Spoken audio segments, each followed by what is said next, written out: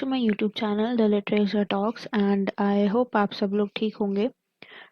आज की इस वीडियो में रूट्स एंड विंग्स क्लास 6 की लिटरेचर रीडर का हम लोग द स्वैन किंग जो हम चैप्टर पहले पढ़ चुके हैं उसकी आज बैक एक्सरसाइज करने वाले हैं।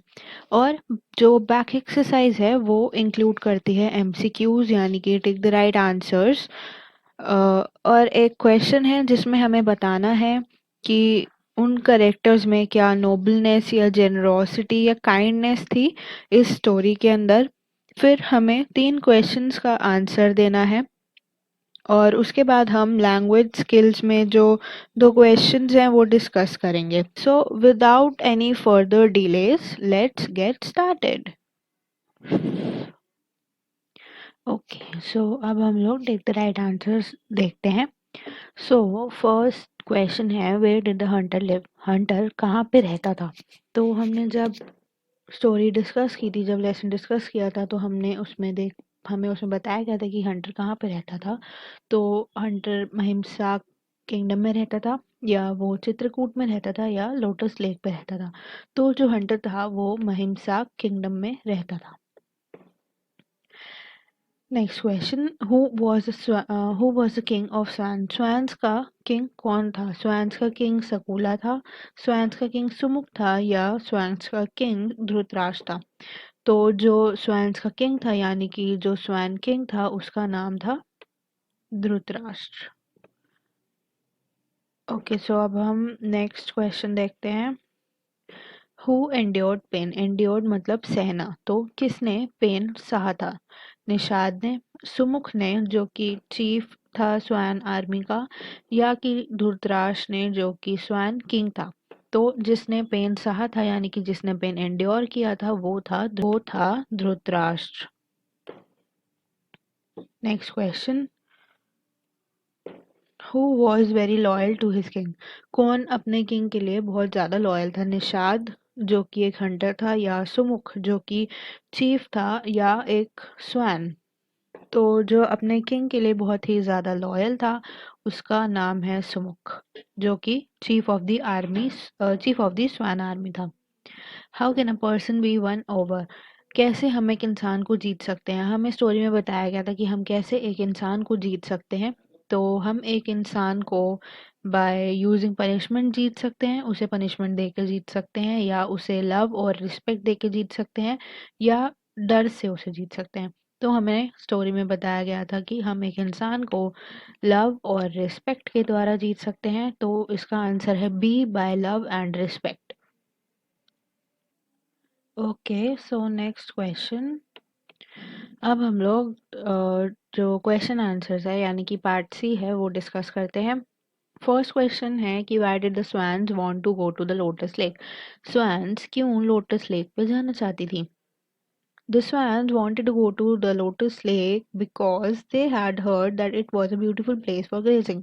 Swans लोटस लेक पे इसलिए जाना चाहती थी क्योंकि उन्होंने सुना था कि लोटस लेक एक बहुत ही अच्छी और सुंदर जगह है जहाँ पे वो ग्रेज कर सकती हैं। ग्रेज यानी कि ग्रास खा सकती हैं। Next question, why did the swan king endure pain silently? Endure का मतलब है सहना। क्यों स्वैन किंग चुपचाप उस दर्द को जो उसे हो रहा था, उस पेन को सहता रहा?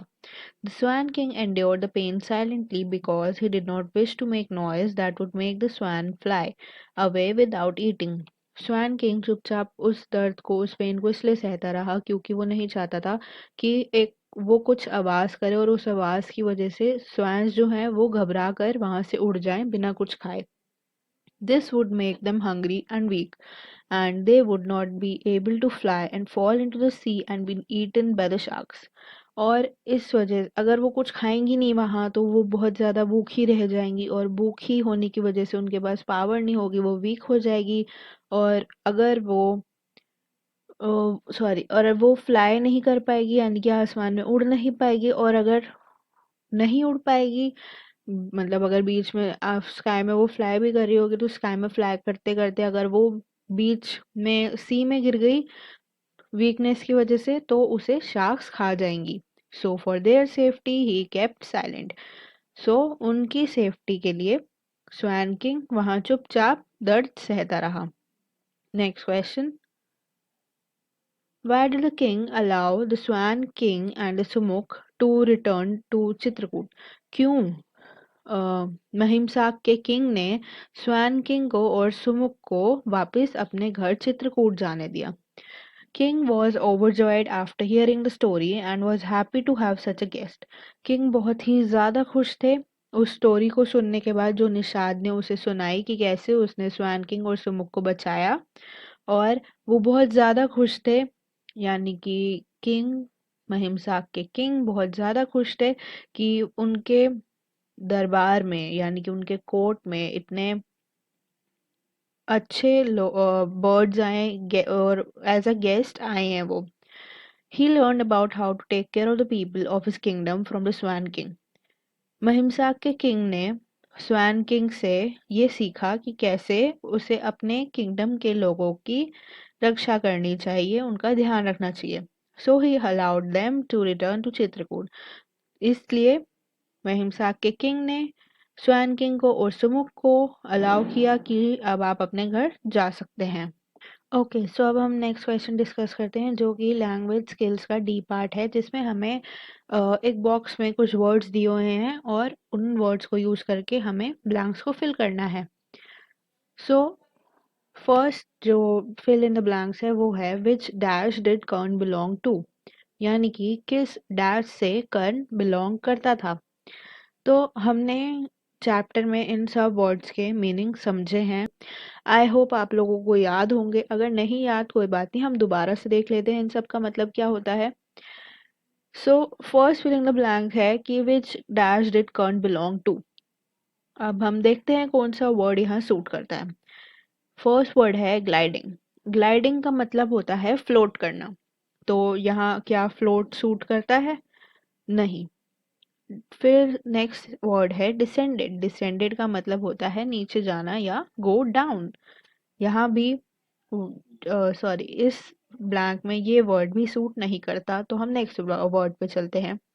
स्केर्ड। स्केर्ड यानी डरना, तो which dash did Karna belong to, which scared did Karna belong to, ये तो कोई मतलब नहीं बना। अब हम नेक्स्ट वर्ड पे चलते हैं जो है क्लैन, और क्लैन का मतलब होता है किंगडम या परिवार, फैमिली।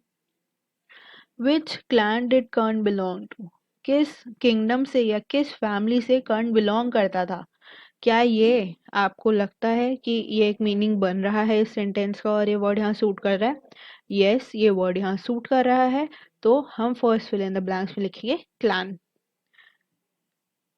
नेक्स्ट देखते हैं,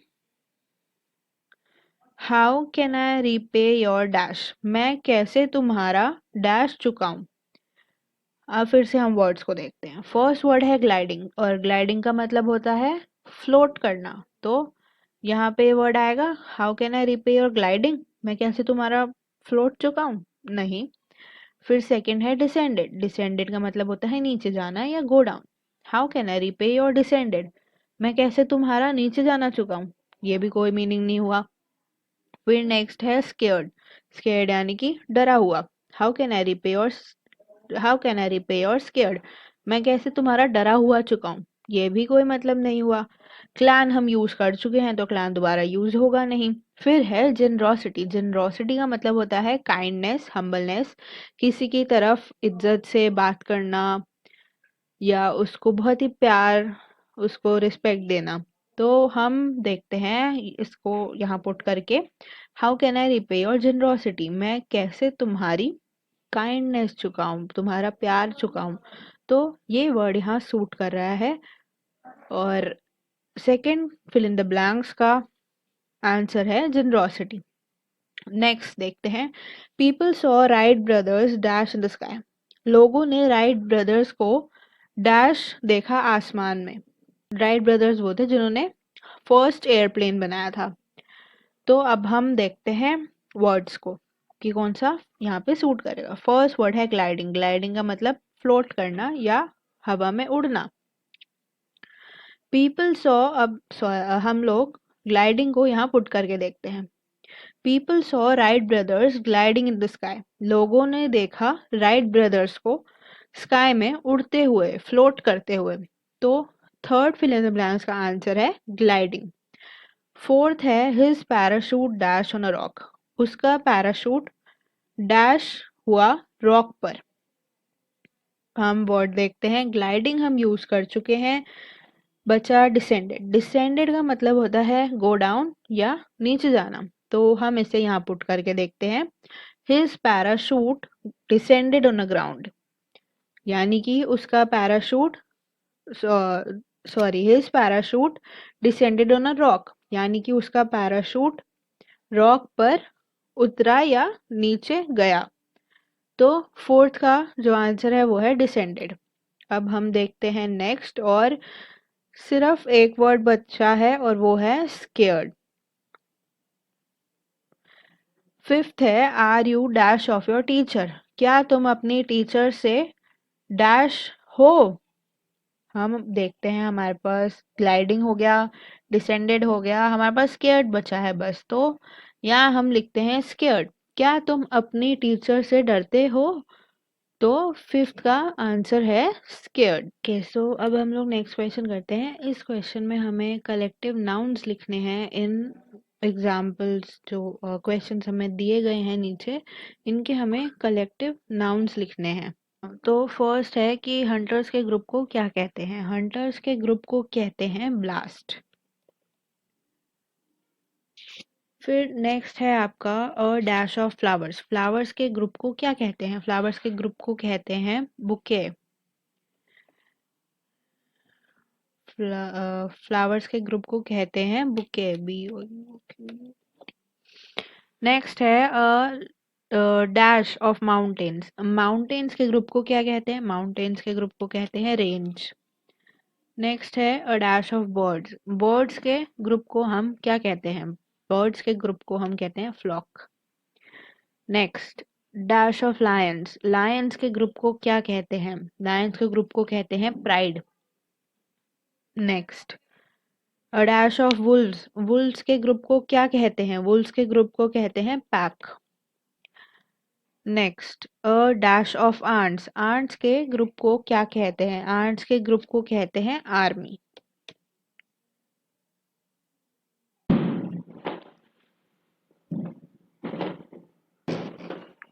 ओके, सो नेक्स्ट क्वेश्चन। और अगर आपको इस वीडियो के इस पार्ट में कुछ भी वॉइस डिस्टर्बेंस आ रही है, वो इस वजह से है क्योंकि जब मैंने ये पार्ट रिकॉर्ड किया तो मेरी तबीयत बहुत ज़्यादा ख़राब है, तो इसलिए थोड़ी वॉइस डिस्टर्बेंस आ रही है। और दिवाली का जो फेस्टिवल है उसके चलते पीछे पटाखे फूट रहे हैं।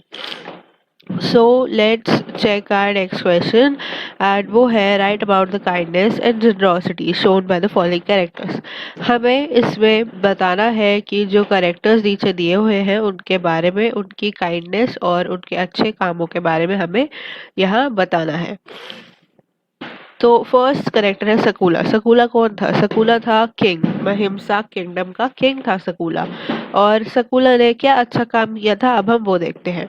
The king of Sakula honoured is guest. Sakula जो कि एक किंग था, उसने अपने गेस्ट को बहुत ज़्यादा ऑनर किया था। He treated them with love and respect. उसने अपने गेस्ट को बहुत ही लव और रिस्पेक्ट के साथ ट्रीट किया था। He rewarded Nishad generously and allowed the Swan King and the chief of the Swan Army to return to their clan. और उसने निषाद को उसकी अच्छाई के लिए कुछ रिवॉर्ड भी दिया था। और यहाँ तक कि स्वान किंग यानी कि धृतराष्ट्र को और chief of the swan army यानी कि